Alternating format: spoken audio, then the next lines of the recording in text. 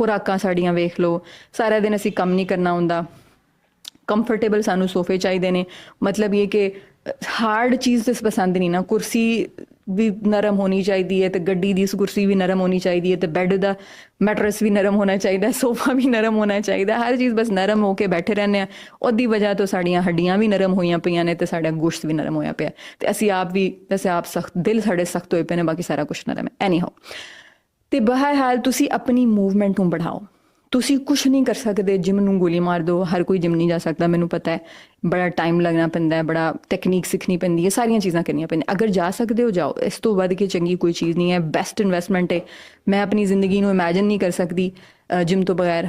ਕੱਲ੍ਹ ਮੇਰੀ ਤਬੀਅਤ ਠੀਕ ਨਹੀਂ ਸੀ, ਤੇ ਮੈਂ ਪਤਾ ਨਹੀਂ ਕਾਫੀ ਦਿਨਾਂ ਬਾਅਦ ਹੀ ਕੋਈ ਇੱਕ ਛੁੱਟੀ ਲਈ, ਤੇ ਮੈਂ ਬਾਅਦ 'ਚੋਂ ਇਸ ਚੀਜ਼ ਨੂੰ ਮਹਿਸੂਸ ਕਰ ਪਾ ਰਹੀ ਸੀ ਕਿ ਅੱਲਾ ਦੀ ਕਿੰਨੀ ਵੱਡੀ ਨਿਮਤ ਹੈ, ਜਿਮ ਅੱਲਾ ਤਾਲਾ ਦੀ ਕਿੰਨੀ ਵੱਡੀ ਨਿਮਤ ਹੈ।